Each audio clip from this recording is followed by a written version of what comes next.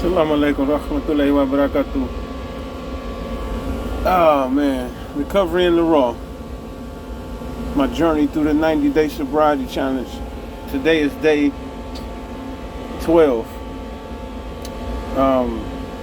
Today I'm gonna talk about some stuff I don't think many people in recovery talk about. I don't know if they never lived the life or what I don't know. But for me, man, the struggle now. This is one of the things a lot of people may face that live the life I did. The struggle now is, okay, you know you clean, you know you sober, you don't got the urges no more, you don't want the desire to use, but there's things that you used to do in that life that come up. And for me, it's hustling.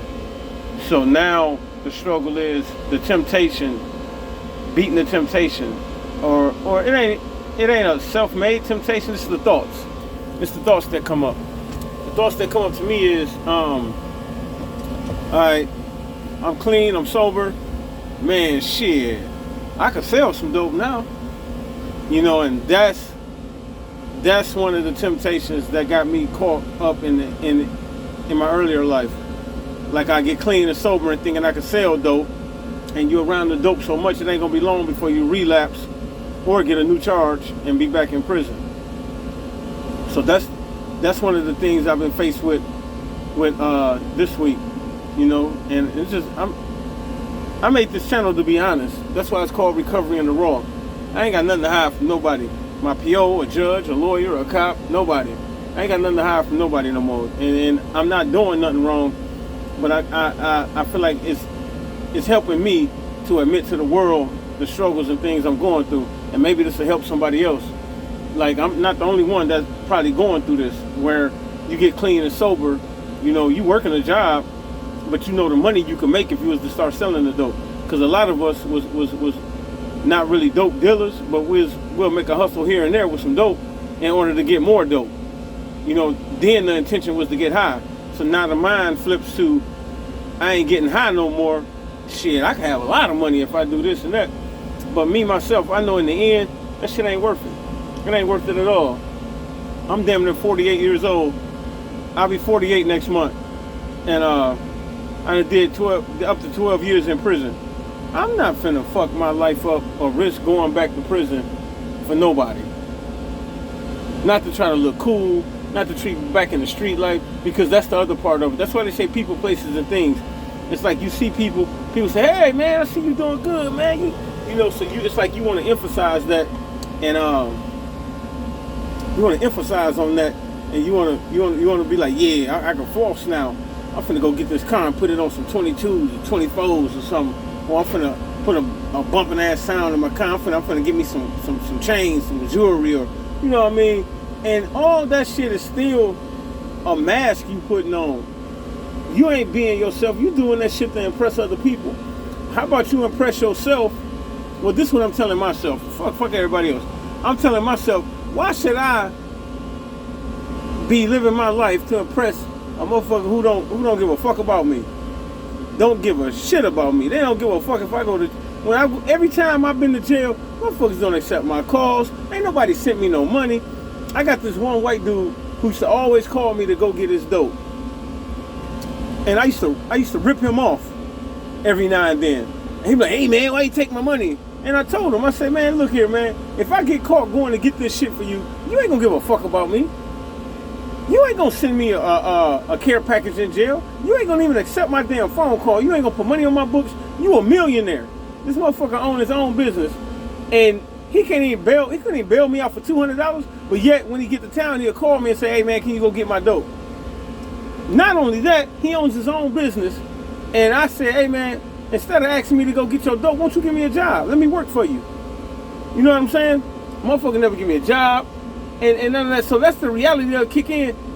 These people out here selfish as fuck. All they care about is they self. And with us, it ain't that we selfish. It's just that we trying to get high. We trying to get high. That dope will make you do anything and everything to get it. So it's like you put up with people like that don't give a shit about you for what? To get high?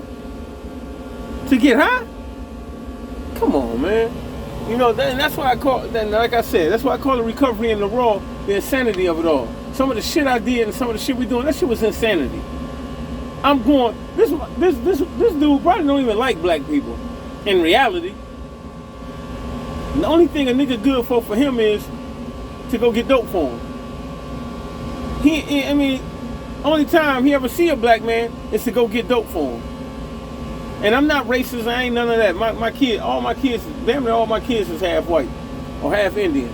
You know, so it ain't that I'm racist, it's just the reality of this shit of what we living in. You know, like, when you out there, you ain't got no boundaries. No boundaries at all. There's no holds barred. Whatever it takes to get that dope is what it takes. You disrespect yourself, you let people disrespect you. There's been plenty of times, I don't want to do something to some people that just totally disrespected me, and I put up with it because I knew if I ain't kissed this person's ass or I ain't do that, I wouldn't get my dope. You know what I mean? But in my brain, I'm like, man, I gotta just do something to this nigga. But I take it because I wanted to get this dope. So I belittle myself to get dope. You know, and that's the insanity of shit. And these videos, I'm not gonna lie, I started these videos to make a channel, to have an outlet, to start some recovery. But you know what? These videos is helping me because as I'm being honest and telling the truth to y'all, it's helping me grow and see the reality of what the hell I was doing.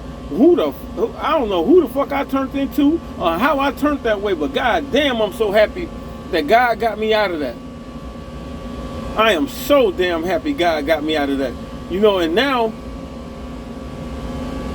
I had a PO once who used to always ask me, she said, I come in, she was like, you clean? Is it clothes right? I'm like, yeah. She's like, well, I know in recovery people struggle with things. What are you struggling with? And I used to always tell her, I'd be like, I ain't struggling with nothing, I'm good. It's like, oh, you gotta be struggling with something. And I didn't understand what the fuck she was talking about. But now that I'm doing this and I get to watch my own videos and go back and reflect on now I see what she's talking about. Like, there are struggles in this. I might not have looked at them as struggles at the time. At the time, I was just looking at them, oh, these thoughts come and go. But no, those are struggles. When you battling these thoughts, those are struggles. And my struggles are like being around people that I shouldn't be around, thoughts of getting back in the game. Oh, you clean and sober now, you can do this, you can do that. You know, trying to live your life to impress people. You know, so the thing of this is remaining humble. Stay humble. And that's the struggle, staying humble. Not getting too far ahead of yourself. Not thinking, oh, I got this, because that is the part that's gonna lead you back down that sewer. Oh, I got this shit beat. You know what I'm saying? I can, because it ain't gonna be long before you tell yourself, oh, I can go get me a hit. I'm gonna be all right. Oh, I can spend this check, I'll make up before the next check. No, you can't. If you're a real addict in a real addict's world, and you know the insanity of this shit, you know you can't. And I know I can't. And and it's crazy. I had a recovery coach, and I kept asking him, I was like, man, what the fuck is step one? You know, admitting I'm powerless. So, of course I know I'm powerless. No, it's deeper than that. It's deeper than that. You admitting to yourself, I can't do this, I can't do that. I'm not a regular human. I'm not a regular individual. Like a person, I had a counselor who always used to tell me, she was a diabetic, and she was always telling me the difference, like the similarities between addiction and her disease. And I kind of got it at the time, but now it's kicking in even more. You know, a diabetic, they got to take this, they got to do this, there's certain things they can do and certain things they can't do. And that is the truth. It's the same shit with addiction. If you know you a dope addict, what the hell you hanging around dope fiends for? If you know you a dope fiend, what the hell you going to a dope house for? If you know you a dope fiend, why the hell you hanging around a dope dealer? That's the part. Admitting that shit to yourself. Like, man, I can't be there. Man, I can't go there. I can't be around this person. I can't be around that person. That's the part. I can't associate myself with this. If that nigga, if he's still out there selling dope, I can't be around him. If that nigga out there getting high, I can't be around him. No matter who it is. Family member, friend, loved one, spouse, significant other, whatever you may call it. If they getting high, you can't be around them. That's a struggle of recovery right there. That's a big, deep struggle of recovery. You know, and that's the shit where you're gonna come to the point where you gotta put yourself in check. You know, so I hope this video helps somebody. I know it helped me. Recovery in the Raw, the 90-day challenge, day 12, still going strong. Love.